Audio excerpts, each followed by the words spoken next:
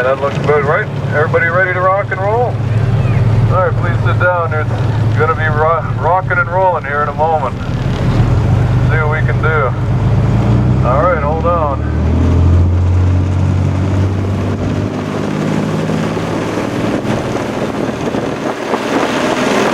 That high-pitched whine is our turbocharger kicking in. It's giving us all kinds of power. Let's go over a small whirlpool. It's gonna rock in a second. The small ones are no problem, but I like to avoid the big ones.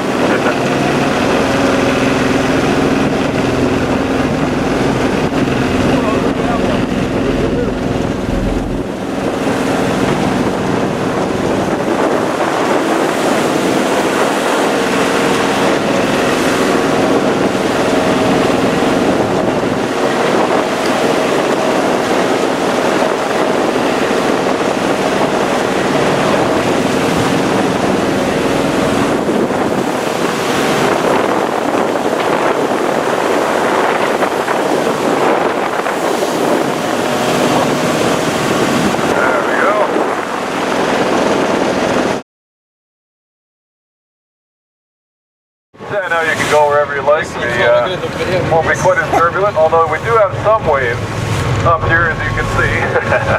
I won't be going directly into those rapids in this boat, though. I'll just skirt around them a little bit. Now, those rapids are what we call the reversing rapids. The reason they're called the reversing rapids is because they're here at low tide, but at high tide they move. At high tide they'll end up a few hundred feet in the other direction where I'm pointing.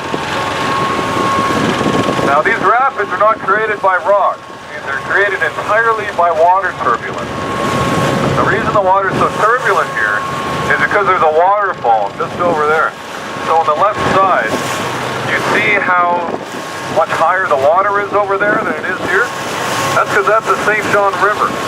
And now, right now, we're at low tide. So the Bay of Fundy, which we're in, is much lower than the St. John River. And so it's all falling off. You can see it falling off the best right around the point there. Now, these rapids are good today.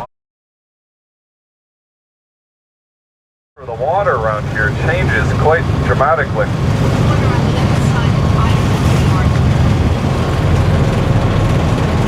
That's really cool.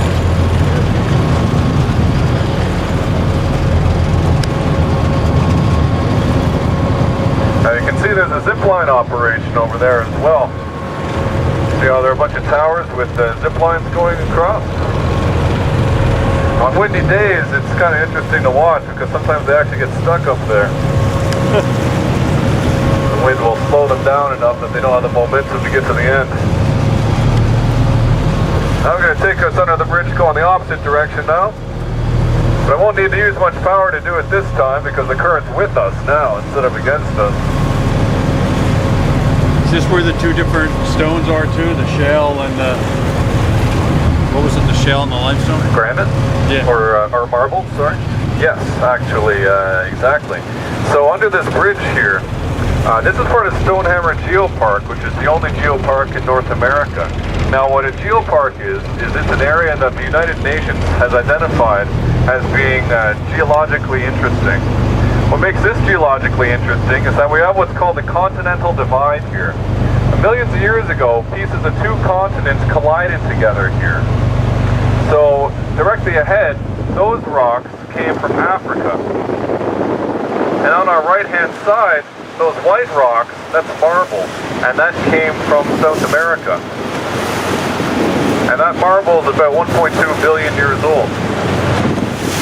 So it's kind of neat that on one side of the bridge you see geology you'd expect to see in Africa, and on the other side you see geology you'd expect to see in South America.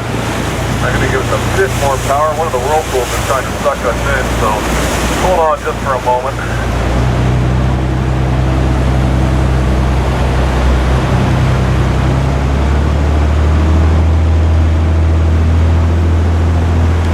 Yeah, that's a good whirlpool.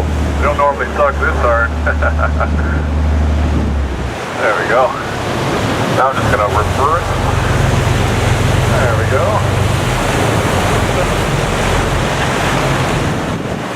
See, most boats would now be swirling around like we're in a toilet, but not this one. A lot of cormorants and seagulls like to